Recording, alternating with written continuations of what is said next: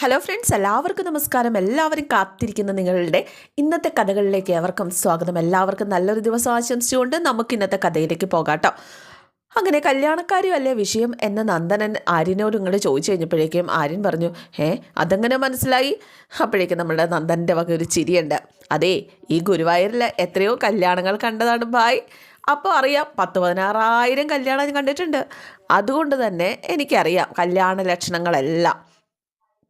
അപ്പോൾ ആര്യൻ പറഞ്ഞു, കല്യാണ വിഷയം തന്നെയാണ്, നാളെ എൻ്റെ കല്യാണമാണ്. ഭായ് സത്യമാണോ എന്ന് നന്ദനൻ ഒന്നും അറിയാത്ത പോലെ ചോദിക്കുകയാണ്. അപ്പോഴേക്കും ആര്യൻ പറഞ്ഞു, അതെ സത്യം. എവിടെ വെച്ചിട്ടാണ് കല്യാണം? നാട്ടിൽ വെച്ചിട്ടാണോ? അപ്പോൾ ഇന്ന് തന്നെ നാട്ടിലേക്ക് മടങ്ങുമോ? അല്ല, നാളെ ഇവിടെയാണ്, ഗുരുവായൂർ വെച്ചാണ് കല്യാണം എന്ന് പറഞ്ഞു കഴിഞ്ഞപ്പോഴേക്കും നന്ദൻ, ഗുരുവായൂർ വെച്ചോ? അല്ല ഭായ്, 2 ദിവസം മുമ്പ് ഞാൻ എന്താ പറഞ്ഞത്? ഭായിയുടെ കല്യാണം ഗുരുവായൂരിൽ വെച്ചായിരിക്കുമെന്ന് പറഞ്ഞില്ലേ ഭായ്?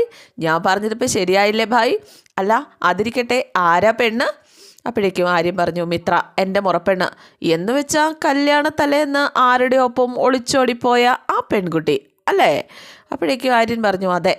അല്ല, ആ കുട്ടിയുടെ വീട്ടിൽ അറിയിക്കാൻ ഫോൺ ചെയ്യാൻ തുടങ്ങുന്ന സമയത്തല്ലേ ഞാൻ ഭായിയുടെ കയ്യിൽ നിന്നും ഫോൺ പിടിച്ചു വാങ്ങിയതും നമ്മൾ തമ്മിൽ തർക്കമായതും? അപ്പോഴേക്കും ആര്യൻ പറഞ്ഞു, അതെ. കണ്ടോ ഭായ്, കണ്ടോ കാര്യങ്ങൾ പോകുന്ന പോക്ക് കണ്ടോ? അല്ല അതിരിക്കട്ടെ, നാട്ടിൽ അറിയിച്ചിട്ടാണോ കല്യാണം നടത്തുന്നത്? അല്ല, ആരെ അറിയിച്ചിട്ടില്ല. അല്ല അതൊക്കെ പോട്ടെ, അപ്പോൾ ഭായിക്കപ്പോൾ ആ കുട്ടിയോട് കടുത്ത പ്രണയമുണ്ടായിരുന്നു അല്ലേ? ഓ, എന്ത് പ്രണയം! ഇതിപ്പോൾ അമ്മ പറഞ്ഞു, ഞാൻ സമ്മതിച്ചു. എന്തായാലും കൊടുക്കായി. ഞാൻ ഭായിയോട് പറഞ്ഞില്ലേ, അമ്പാടി കണ്ണൻ എല്ലാം അമ്മ പറയും പോലെ ചെയ്തിരുന്ന ആളായിരുന്നു. അങ്ങനെ എല്ലാം മംഗളമായിട്ട് അവസാനിച്ചു. ഇല്ല, മനസ്സാകപ്പാടെ ശാന്തമല്ല എന്നിങ്ങനെ ആര്യൻ പറഞ്ഞു കഴിഞ്ഞപ്പോഴേക്കും, നമ്മുടെ കൃഷ്ണൻകുട്ടിയെ മനസ്സിലങ്ങോട്ട് വിചാരിക്കുക, എന്നിട്ട് അങ്ങോട്ട് പോയാൽ മതിയെന്നേ. ഞാൻ പ്രഭാഷണത്തിൽ കേട്ടതാ, ചില സമയം മനുഷ്യൻ്റെ മനസ്സ് കുരുക്ഷേത്ര ഭൂമി പോലെയാകും. എന്ത് ചെയ്യണം എന്ത് ചെയ്യണ്ട എന്നൊന്നും ഒരു പിടിയും കിട്ടാത്ത അവസ്ഥ. ആ സമയം ഓരോ മനുഷ്യനും അർജുനനാവും. യുദ്ധഭൂമിയിൽ പേടിച്ച് വിരണ്ട് പരിഭ്രമിച്ച് നിൽക്കും. അപ്പോൾ ഭഗവാൻ അവിടെ എത്തും, മനസ്സിന് ആശ്വാസമേകുന്ന ഉപദേശങ്ങളും തരും. അങ്ങനെ ഭഗവാൻ ഉപദേശിച്ച് മനസ്സിൻ്റെ ഒരു രീതിയിലേക്ക് കൊണ്ടെത്തിക്കും. സംഭവിച്ചതെല്ലാം നല്ലതിന്, ഇനി സംഭവിക്കാനിരിക്കുന്നതും നല്ലതിന് എന്ന് നമ്മുടെ നന്ദൻ പറഞ്ഞപ്പം ശംഖനാഥം കേൾക്കുക കേട്ടോ ശംഖനാഥം. തെറ്റായ ചിന്തയെ യുദ്ധം ചെയ്ത് തോൽപ്പിക്കുക.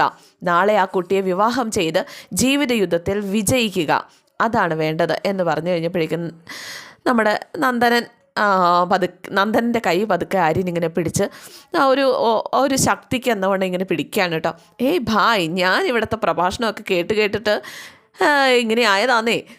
എന്തായാലും നമുക്ക് നാളെ കല്യാണ സമയത്ത് കാണാം എന്നും പറഞ്ഞ് നന്ദൻ അങ്ങ് പോവുകയാണ്. ആര്യൻ്റെ എന്തായാലും മനസ്സിനിപ്പോൾ കുറച്ച് സമാധാനമൊക്കെ ഉണ്ട്. എന്തായാലും പിറ്റേ ദിവസം രാവിലെയായി, പിന്നെ കല്യാണമാണ് കേട്ടോ. ആ കല്യാണത്തിന് അമ്പലത്തിലേക്ക് ഇവർ വന്നു കഴിഞ്ഞപ്പോൾ പൂജാരി പറഞ്ഞു, ചെന്ന് തൊഴുതിട്ട് വരൂ. അങ്ങനെ ജാനകിയെയും കൂട്ടിയും മിത്രയും എല്ലാവരും കൂടി, ജാനകി മിത്രയും മാത്രമല്ല എല്ലാവരും കൂടി തൊഴാനായിട്ട് അമ്പലത്തിലേക്ക് പോവുക.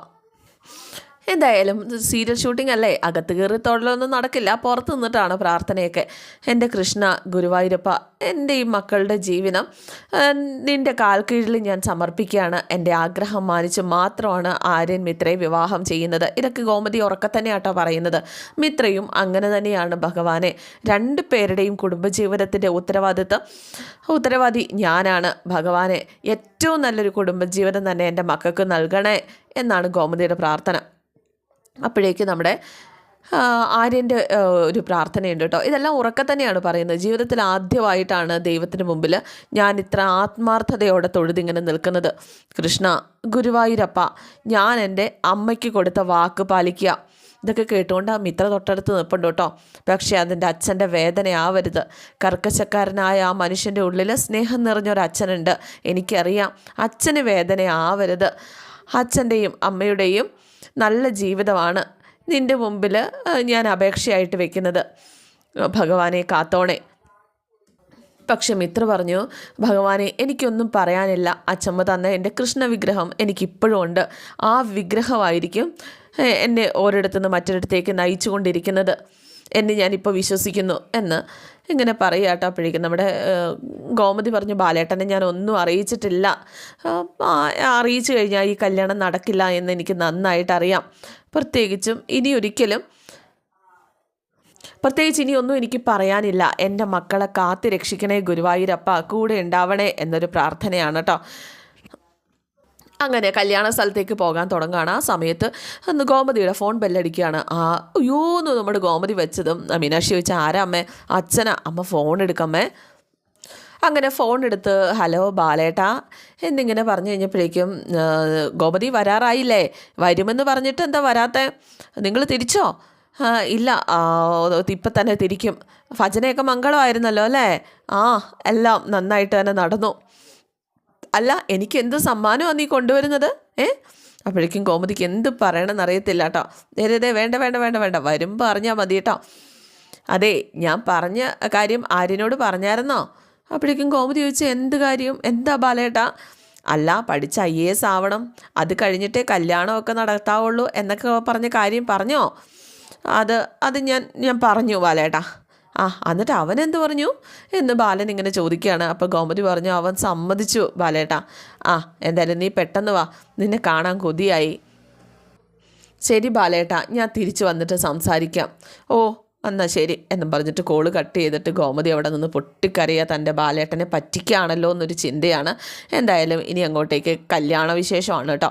രണ്ടുപേരും കല്യാണം നടത്തുന്ന ആ മണ്ഡപത്തിലേക്ക് കയറി. അങ്ങനെ കല്യാണം നടക്കുകയാണ്. ഒരു മഞ്ഞ പട്ടൊക്കെ ഉടുത്ത് നമ്മുടെ നന്ദനും ഈ കല്യാണത്തിന് സാക്ഷിയായിട്ട് തൊട്ടടുത്ത് തന്നെയുണ്ട്. തൊട്ടടുത്തെന്ന് പറഞ്ഞാൽ ഇവർ കാണുന്നില്ല നന്ദനെ, പക്ഷെ നന്ദനെല്ലാം കണ്ടുകൊണ്ട് ഇങ്ങനെ നിൽപ്പുണ്ട്. അങ്ങനെ മിത്രയ്ക്ക് നമ്മുടെ ആര്യൻ താലി ചാർത്തി, തുളസിമാല രണ്ടുപേരും പരസ്പരം അണിയിച്ചു. അതുപോലെ നമ്മുടെ ആര്യൻ മിത്രയുടെ നെറുകയിൽ സിന്ദൂരവും അണിയിച്ചു. അങ്ങനെ ആ ചടങ്ങുകളെല്ലാം പൂർത്തിയായി. നമ്മുടെ നന്ദനൻ പുഞ്ചിരിയോട് കൂടിയിട്ട് ഇതൊക്കെ നോക്കി ഇങ്ങനെ നിൽക്കുകയാണ്. പെണ്ണിൻ്റെ സ്ഥാനത്ത് നിന്നും പെണ്ണിൻ്റെയും ചെറുക്കൻ്റെയും കൈ പിടിച്ച് കൊടുക്കുന്നത് ജാനകിയാണ് കേട്ടോ. പെണ്ണിൻ്റെ അമ്മയുടെ സ്ഥാനത്ത് നിന്നായിരിക്കണം ജാനകി കൈ പിടിച്ച് കൊടുത്തു. അതിനുശേഷം മണ്ഡപത്തെ ഇങ്ങനെ വലം വെക്കുകയാണ് രണ്ടുപേരും കൂടി. പിന്നെ അതിന് ശേഷം ദക്ഷിണയൊക്കെ കൊടുത്തു. കല്യാണമൊക്കെ കഴിഞ്ഞിട്ട് ഇവർ ഇറങ്ങി കഴിഞ്ഞപ്പോഴാണ് നമ്മുടെ ആര്യൻ കാണുന്നത് നന്ദനൻ അവിടെ നിന്നിങ്ങനെ കൈ വീശി കാണിക്കുന്നത്. പെട്ടെന്ന് എന്തോ പോലെ തോന്നി ആര്യൻ ഗോമതിയോട് പറഞ്ഞു നിങ്ങൾ നടന്നോ, ഞാനിപ്പോൾ വരാം. പെട്ടെന്ന് തന്നെ അവിടെ നന്ദനെ കണ്ടുമില്ല. ഇതെവിടെ പോയി നന്ദനൻ എന്നാലോചിച്ചുകൊണ്ട് നമ്മുടെ ആര്യൻ പിന്നാലെ പോവാണ് കേട്ടോ. പക്ഷേ ആ പ്രദേശത്തെങ്ങും നമ്മുടെ നന്ദനനെ ആര്യൻ കണ്ടില്ല. പിന്നെ ഇതേ സമയം നമ്മുടെ ഗോമതി ജാനകിയോടും ശരണിനോടും കാവ്യയോടൊക്കെ നന്ദി പറയുകയാണ്. നിങ്ങൾ ഇവിടെ ഗുരുവായൂർ എത്തിയില്ലായിരുന്നെങ്കിൽ ഒരിക്കലും മിത്രയെ രക്ഷിക്കാനായിട്ട് അല്ലെങ്കിൽ മിത്രയെ ഞങ്ങളുടെ കയ്യിൽ കിട്ടില്ലായിരുന്നു എന്നൊക്കെ ഇങ്ങനെ പറഞ്ഞു കഴിഞ്ഞപ്പോഴേക്കും അതൊക്കെ ഭഗവാൻ തീരുമാനിച്ചതല്ലേ. ആൻറ്റി മീനാക്ഷിയൊക്കെ ധൈര്യമായിട്ട് പൊക്കോ, കാര്യങ്ങൾ നമ്മൾ തീരുമാനിച്ച പോലെ തന്നെ നടക്കും. പിന്നെ കാണിക്കുന്നത് നമ്മുടെ നന്ദനൻ ഒരു കറങ്ങി പോകത്തില്ലേ നമ്മുടെ ആ നന്ദനം സിനിമയ്ക്കകത്ത് കൃഷ്ണൻ പോവില്ലേ, അതുപോലെ ജസ്റ്റ് കറങ്ങി ഇങ്ങനെ പോകണൊക്കെ ആട്ടോ കാണിക്കണേ, ലാസ്റ്റ് കൃഷ്ണൻ പോകുന്നത് പോലെ. ഇതേ സമയം ആര്യൻ നന്ദനെ അന്വേഷിച്ച് അവസാനം കടയിലെത്തിയിട്ടുണ്ട്. കടയിൽ വെപ്രാളം പിടിച്ച് ചുറ്റിനും നോക്കുകയാണ്. കഴിഞ്ഞ ദിവസമൊക്കെ സ്ഥിരം ഇവിടെ വന്നിരുന്ന കടയാണ്. അല്ല, അപ്പം ഒരു ചേട്ടൻ അവിടെ ഇരിക്കണ കണ്ടിട്ട് അല്ല ഇവിടുത്തെ ആൾ, ഈ കടയുടെ ആൾ എവിടെയാ? ഇവിടുത്തെ ആൾ ഞാനാണല്ലോ. എന്താ സാറേ, എന്താ വേണ്ടേ? എന്തെങ്കിലും എടുക്കാൻ മറന്നോ എന്ന് ചോദിച്ചു കഴിഞ്ഞപ്പോഴേക്കും അല്ല, സ്ഥിരമായിട്ട് ഇവിടെ ഇരിക്കുന്ന ആളുണ്ടല്ലോ നന്ദനൻ, അയാളെ എനിക്കൊന്ന് കാണണം. നന്ദനനോ? അങ്ങനെ ഒരാൾ ഈ കടയിലില്ലല്ലോ. സാറിന് കട മാറിപ്പോയതായിരിക്കും. ഇല്ല, നന്ദനൻ കട ഇത് തന്നെയാ, ഞാനിവിടെ വന്ന് ഇരിക്കാറുള്ളതല്ലേ. എനിക്ക് അത്യാവശ്യമായിട്ട് അയാളൊന്ന് കാണണം. ഇന്നെൻ്റെ വിവാഹമായിരുന്നു. അമ്പലത്തിൻ്റെ നടയിൽ വെച്ച് ഞാൻ നന്ദനനെ കണ്ടിരുന്നു എന്ന് പറഞ്ഞു കഴിഞ്ഞപ്പോഴേക്കും സാറ് പറയുന്നൊന്നും എനിക്ക് മനസ്സിലാവുന്നില്ല. സാറേ, ഇതെൻ്റെ കടയാണ്, ഞാനല്ലാതെ ഈ കടയിൽ മറ്റാരും ഇരിക്കാറില്ല. ഇത് കേട്ട് കഴിഞ്ഞ് ആര്യൻ ആകെ വട്ടുപിടിക്കുന്നൊരവസ്ഥയിലായിപ്പോയി. തൊട്ടടുത്തൊരു കൃഷ്ണവിഗ്രഹം ഇരുന്നിങ്ങനെ പുഞ്ചിരി തൂകുന്നുണ്ട് കേട്ടോ. അങ്ങനെ ആര്യൻ മനസ്സിലിങ്ങനെ ഓർക്കുകയാണ്. നന്ദനൻ ഡാൻസ് കളിക്കുന്നതൊക്കെ ആര്യൻ്റെ മനസ്സിലേക്ക് കടന്നു വരികയാണ്. അതോടൊപ്പം തന്നെ ചേർത്തിങ്ങനെ പലതവണ ഇവനെ കണ്ടു കഴിഞ്ഞപ്പോഴേക്കും നന്ദനൻ ആര്യനെ ചേർത്ത് പിടിക്കാനായിട്ട് ശ്രമിക്കുകയാണ്. ഇവനെൻ്റെ ചങ്കല്ലേ എന്നൊക്കെ പറഞ്ഞൊരു ദിവസം പിടിച്ചിട്ട് ശ്രീകൃഷ്ണനും അർജുനനും പോലെയുള്ള ബന്ധമല്ലേ ഞങ്ങൾ തമ്മിൽ എന്നൊക്കെ പറഞ്ഞ കാര്യമൊക്കെ ആര്യൻ്റെ മനസ്സിലേക്ക് ഇങ്ങനെ കടന്നു വന്നുകൊണ്ടേ ഇരിക്കുകയാണ്. എന്തായാലും ആര്യൻ ഗോമതിയുടെ അരികിലേക്ക് ചെന്നു. അപ്പോൾ ജാനകി പറഞ്ഞു എല്ലാം നേരത്തെ നിശ്ചയിച്ച പോലെ തന്നെ നടക്കും. അപ്പോഴത്തേക്കും ഗോമതി ചോദിച്ചു ആര്യൻ നീ ഇതെവിടെയായിരുന്നു? എന്താ അമ്മേ? അല്ല എല്ലാം നേരത്തെ നിശ്ചയിച്ച പോലെ തന്നെ നടക്കട്ടെ അല്ലേ എന്ന് ജാനകി വീണ്ടും ചോദിക്കുക കേട്ടോ. ഗോമതിയും മീനാക്ഷിയും നേരത്തെ പോട്ടെ. ഗോമതി, മീനാക്ഷി, നിങ്ങൾ പൊക്കോ, ഒന്നും ഭയക്കണ്ട. നടക്കേണ്ടതൊക്കെ നടന്നു. കഴിഞ്ഞതിനെക്കുറിച്ച് ഇനി ചിന്തിച്ച് വിഷമിക്കുകയും വേണ്ട. വീട്ടിൽ പുതിയൊരു മരുമകൾ വന്നിരിക്കുന്നു, മീനാക്ഷിക്കൊരു അനിയത്തെയും. ഇനിയും സന്തോഷം മാത്രം മതി. അപ്പോഴേക്ക് ശരൺ പറഞ്ഞു, ഞങ്ങളെ സംബന്ധിച്ച് മനസ്സിന് വളരെ സന്തോഷമാണ്. സത്യത്തിൽ ഞാനൊരു സിനിമ എടുക്കുമ്പോൾ അതിൻ്റെ കഥയാക്കാൻ പറ്റുന്നത് പോലെയുണ്ട് അതാ ഇവിടെ നടന്ന സംഭവങ്ങളൊക്കെ. എന്തായാലും ആൻറ്റി ധൈര്യമായിട്ട് പൊക്കോ, ഇവരോടൊപ്പം ഞങ്ങളുണ്ട്, ഇവരെ ഞങ്ങൾ കൊണ്ടുവന്നോളാം. എന്തായാലും പോകുന്നതിന് മുമ്പ് നമ്മുടെ ഗോമതി മിത്രയെയും ആര്യൻ്റെയും മുഖത്തൊക്കെ ഒന്ന് തൊട്ട് തലോടി ചേർത്ത് പിടിക്കുകയാണ്. രണ്ടുപേരെയും ചേർത്ത് പിടിക്കുക. പിന്നെ കാണിക്കുന്നത് ഗോമതിയും മീനാക്ഷിയും വണ്ടിയിൽ പോവുകയാണ്. അമ്മ ആകെ പേടിച്ചിരിക്കുകയല്ലേ എന്ന് ഗോമതിയോട് ഇങ്ങനെ ഗോമതിയുടെ മുഖം കണ്ടിട്ട് മീനാക്ഷി ചോദിച്ചു കഴിഞ്ഞപ്പോഴേക്കും, ഇനി പേടിച്ചിട്ടൊന്നും കാര്യമില്ല അമ്മേ, വരുന്നിടത്ത് വെച്ച് കാണുക, അല്ലാണ്ട് വേറെ നിവർത്തിയില്ല അമ്മേ, അത്ര തന്നെ. ഡ്രൈവറോട് പറഞ്ഞ അനിയാ വണ്ടി ഒന്ന് നിർത്താവോ എന്ന് ഗോമതി ചോദിച്ചു. ഗോമതിക്കാണെങ്കിൽ ആകെ ഒരു വെപ്രാളം. എന്നിട്ട് ഗോമതി പതുക്കെ പുറത്തേക്ക് ഇറങ്ങി ആകെ ടെൻഷൻ അടിച്ചിങ്ങനെ നിൽക്കുക. അപ്പോൾ ഗോമതിയോട് മീനാക്ഷി വന്നിട്ട് ചോദിച്ചു, അമ്മ എന്താ, വളരെ മനസ്സുറപ്പിച്ച് തന്നെയല്ലേ ആര്യനും ഇത്രയും തമ്മിലുള്ള കല്യാണം നടക്കണമെന്ന് നിശ്ചയിച്ചത്, അത് നടക്കുകയും ചെയ്തില്ലേ, ഇനി പതറി നിൽക്കേണ്ട കാര്യമില്ലല്ലോ. അപ്പോൾ ഗോമതി പറഞ്ഞു, മോളെ ഞാൻ ബാലേട്ടനോടൊക്കെ എന്ത് പറയും, ആകെ പാടെ ഒരു വെപ്രാളായി. ഇനിയിങ്ങനെ മനസ്സ് ചാഞ്ചാടുന്നൊന്നും ശരിയല്ല ടോമേ. ഒന്നാമത് വ്യക്തമായിട്ട് കൂടിയാലോചന നടത്തിയിട്ട് വേണമായിരുന്നു ഇതൊക്കെ തീരുമാനിക്കാൻ. അമ്മ പെട്ടെന്ന് ആര്യനെ വിളിച്ചുകൊണ്ട് വരാൻ പറയുന്നു. ആര്യൻ വന്നു കഴിഞ്ഞപ്പോഴേക്കും മിത്രയെ കല്യാണം കഴിക്കണമെന്ന് അവനോട് അപേക്ഷിക്കുന്നു. എല്ലാം കഴിഞ്ഞു കഴിഞ്ഞിട്ട് ഇനിയിപ്പോൾ ഇങ്ങനെ പറഞ്ഞിട്ട് കാര്യമുണ്ടോ, എല്ലാം അമ്മയുടെ ഇഷ്ടപ്രകാരം നടന്നില്ലേ, അപ്പം ഞാൻ എന്തുകൊണ്ടാണ് അങ്ങനെ തീരുമാനിച്ചത്, മിത്രയുടെ അവസ്ഥ നീ കണ്ടതല്ലേ. എന്തായാലും അമ്മയുടെ ഏട്ടൻ ആത്മഹത്യ ചെയ്യാൻ തുടങ്ങിയതല്ലേ ഉള്ളൂ. പക്ഷേ ആര്യനാണ് മിത്രയെ കല്യാണം കഴിച്ചതെന്നറിഞ്ഞാൽ അച്ഛൻ ആത്മഹത്യക്ക് ചെയ്യുക തന്നെ ചെയ്യും. അയ്യോ, ഞാനെടുത്തത് തെറ്റായ തീരുമാനമാണോ മോളെ എന്ന് ചോദിച്ചു കഴിഞ്ഞപ്പോഴേക്കും എല്ലാം കഴിഞ്ഞ് വഴിയിൽ ഇങ്ങനെ നിന്ന് എടുത്ത തീരുമാനം തെറ്റാണോ എന്ന് ചോദിച്ചാൽ ഞാൻ എന്ത് പറയാനമ്മേ? അമ്മ എടുത്ത തീരുമാനം അമ്മ തന്നെ അത് നടപ്പാക്കുകയും ചെയ്തു. ബാക്കി എല്ലാവരും അമ്മയെ അംഗീകരിച്ചു. അതല്ലേ സംഭവിച്ചത്. ഇനി അതിനെക്കുറിച്ച് അങ്ങോട്ടും ഇങ്ങോട്ടും പേടിച്ചിരുന്നിട്ടൊന്നും കാര്യമില്ല. നീ എന്നോട് ദേഷ്യപ്പെടുവാണോ എന്ന് ഗോമതി ചോദിച്ചു കഴിഞ്ഞപ്പോഴേക്കും മീനാക്ഷി ചോദിച്ചു, പിന്നെ ദേഷ്യപ്പെടാതെ ആര്യനോട് മിത്രയെ കല്യാണം കഴിക്കണമെന്ന് മുറിയിലിരുന്ന് അമ്മ ആവശ്യപ്പെടുമ്പോൾ എന്നെ അമ്മ സംസാരിക്കാൻ അനുവദിച്ചായിരുന്നോ? ആരെയും ഒന്നും പറയാനായിട്ട് സമ്മതിച്ചില്ല.